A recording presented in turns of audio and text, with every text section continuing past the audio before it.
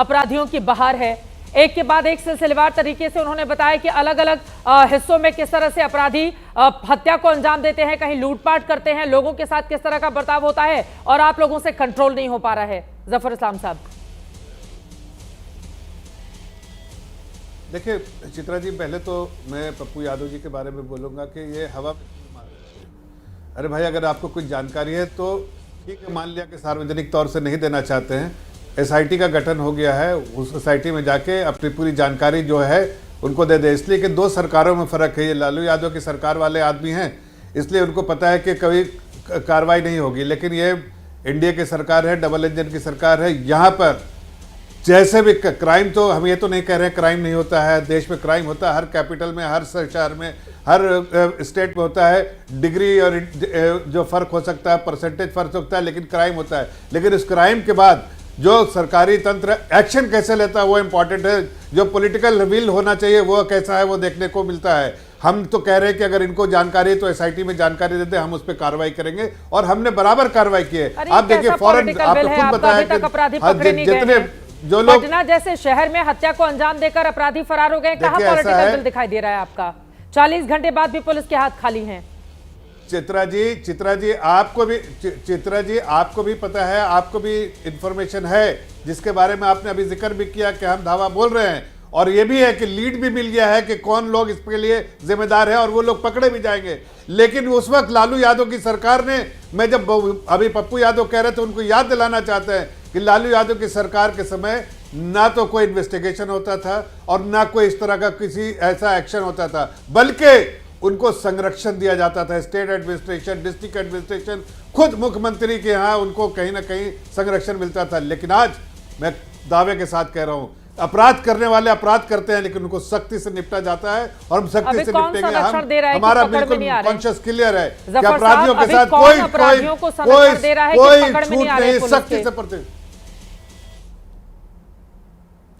देखिए ऐसा है चित्रा जी, अभी ये वारदात हुए 24 घंटे हुए, लेकिन मैंने आपसे कहा, आपके वहाँ के लोकल एमपी रविशंकर प्रसाद जी ने आपके चैनल और अनेक चैनल को भी बताया, सारा तफसील से बताया किन किन लोगों से बात की और उन्होंने क्या किस तरह से एक्शन हो रहा है। और मैं आपको यकीन से बताना चाहता हूँ कि अगले कुछ क्षणों में, कुछ घंटों में अपराधी के सुराग मिल गए हैं, अपराधी की जानकारी मिली, अपराधी भी पकड़ा जाएगा, उसको दबोचा जाएगा और उसके पीछे जो लोग भी होंगे उनको भी सलाखों के पीछे किया जाएगा, कानूनी कार्रवाई होगी। लेकिन पप्पू यादव जी इस तरह से हवा में तीर मारना बंद कीजिए।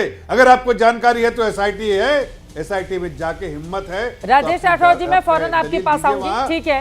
अब एसआईटी में पप्पू यादव पहुंच जाए, सरकार क्या कर रही है? हाँ ठीक है, एसआईटी की टीम को भेजिए पप्पू यादव के पास, अगर उनके पास जानकारी है तो। एक और सवाल और उसके बाद राजेश राठौर जी मैं फौरन आपके पास आ रही हूँ। अब चिराग पासवान केंद्र में मंत्री हैं, उनकी ओर से कहा गया है जिस तरह से बिहार में अपराध बढ़ा है और कानून व्यवस्था ध्वस्त हुई है, ये चिंता का विषय है। अब तो आप ही के सरकार में मंत्री बोल रहे हैं कि डबल इंजन की सरकार में कानून व्यवस्था ध्वस्त हो गई है बिहार में, कैसे डिफेंड करेंगे जफर साहब? देखिए ऐसा है कि चित्रा जी, उन्होंने कहा, मैं कहा कह रहा हूं कि हम क्राइम को कहीं सपोर्ट करने वाले हैं। हम वो सरकार है, वो पार्टी है जिसमें क्राइम के लिए कोई जगह नहीं है, जीरो टॉलरेंस है क्राइम के लिए। क्राइम अगर होता है तो सरकार की मंशा क्या होती है वो देखना चाहिए। सरकार की मंशा है जो भी क्रिमिनल है उनको कड़ी से कड़ी सजा हो, उनको दबोचा जाए, कड़ी से कड़ी सजा होनी चाहिए। लेकिन एक सरकार वो थी जंगल राज वाली सरकार, जो ऐसे अपराधियों को जो इतना जघन्य अपराध करते थे उनको कहीं ना कहीं संरक्षण वो लोग देने वाले होते थे, उनके ही लोग होते थे। आज मैं कह सकता हूं कि जिस तरह से आप जेडीयू के प्रवक्ता ने बताया, मैं फिर से दोहराना नहीं चाहता हूं, लेकिन किस तरह से उस 2004 के आंकड़े देखिए और आज के आंकड़े देखिए, आपको सिर्फ समझ में आ जाएगा, चाहे डकैती है, चाहे मर्डर हो, चाहे हर चीज में कमी आई है। और ये जो कमी आई है इसलिए कि हमारी सरकार की तो पलटकर आप लोगों से सवाल पूछा जाएगा। ठीक है, धीरेन्द्र कुमार मुन्ना जी भी हमारे साथ हैं, मैं आपके पास आऊंगी, लेकिन उसके पहले राजेश राठौर जी, वो बार बार आप लोगों को याद दिला रहे हैं कि आपके समय में किस तरह के हालात थे। वहां पर महिलाएं, बच्चियां 6 बजे के बाद घर से बाहर नहीं निकलती थी, इस तरह का क्राइम का वहां पर हाल था। अब कम से कम सरकार एक्शन ले रही है और पहले के मुकाबले अब क्राइम में काफी ज्यादा कंट्रोल भी हुआ है, वो गिना रहे हैं राठौर साहब। बिहार में बाहर है, अपराधियों का राज है, फिर भी नीतीश कुमार है। हम इसलिए कह रहे हैं, आंकड़े पेश करते हैं, बड़ी बेशर्मी से आंकड़े पेश करते हैं। एडीजी लॉ एंड ऑर्डर ने जो आंकड़े पेश किए, पिछले 5 महीने में सिर्फ पटना जिला में 116 हत्याएं, 41 बलात्कार और 151 दिन में मात्र सिर्फ पटना में 1200 पुलिस पे हमले किए गए अलग अलग। हम उस आंकड़ों में नहीं जाते, हम जा रहे हैं कि गोपाल खेमका जी की हत्या तो हुई है, एसआईटी तो गठन कर दिया गया है, लेकिन एसआईटी का गठन असली कातिल तक पहुंचने तक नहीं रहेगा, इसलिए एसआईटी का गठन किया गया है। हम इसलिए कहते हैं इस बात को, इनके सुपुत्र गुंजन खेमका जी की भी हत्या की गई थी, तो ऐसे ही एसआईटी का गठन हुआ था। कोई अपराधी को पकड़ा गया था, जेल भी भेजा गया था, अपराधी छूट भी गया, अपराधी की हत्या भी हो गई, केस क्लोज हो गया। आखिर उस हत्या के पीछे किसका राज था, कहा गया? बिहार में छोटे छोटे केस 15-15, 20-20 हजार के थाने में रपट लिखा रहा है, कोई क्लोज नहीं होता है। हत्या का केस अगर 2 साल 3 साल में खत्म हो, क्लोज हो, तो समझिए कि कौन सा गुंडा बैठा हुआ है।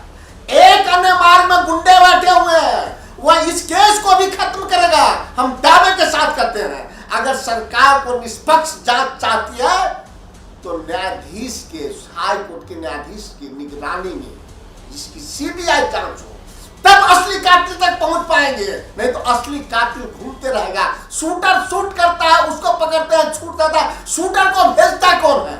एक ही परिवार में लगातार सिलसिलेवार ढंग से हत्या हो रही है और सरकार क्या करेगी? चुपचाप एक बयान आता है, कानून अपना काम कर रहा है। अरे क्या कानून काम कर रहा है?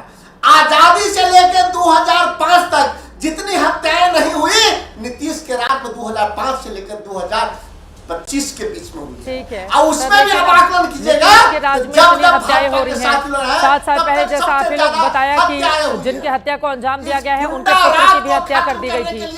फिर उसी सरकार पर तो लोग भरोसा कर लेते हैं ना, आप लोगों के मुकाबले फिर उसी सरकार पर भरोसा कर लेते हैं। अब 7 साल पहले उनके बेटे की हत्या की गई, अपराधियों को भी छोड़ दिया गया, पप्पू यादव जैसा बता के गए हैं, कुछ हुआ नहीं, उसके बावजूद वही लोग सरकार में आ जाते हैं ना, क्योंकि अपराध के जब आंकड़े देखे जाते हैं तो आप लोगों के मुकाबले वो लोग बच जाते हैं, ये बताते हुए कि हमारे वहां एक्शन तो होता है कम से कम। राजेश राठौर जी, अब अगर पिछले 2005 से लगातार हत्या ही हो रही है बिहार में, तो फिर विपक्षी दलों को क्यों नहीं मौका देती है बिहार की जनता? उन्हीं पर भरोसा बार बार क्यों कर लेती है? चित्रा जी, सबसे पहले तो आपके चैनल को भी हम धन्यवाद देते हैं और आपको भी।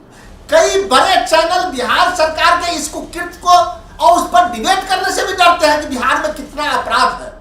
बिहार में अपराध को छुपाया जाता है, बिहार को भ्रम में रखने का प्रयास दुनिया में किया जाता है। आपके टीवी बढ़ाकर चल रहे थे 2021, 20 और 22 का, देखा आपने किस तरह से बढ़ा। 22 के बाद एनसीआरबी का रिपोर्ट आना बंद हो गया। अरे मैंने जो सवाल पूछा आपने उसका जवाब नहीं दिया ना, ठीक है।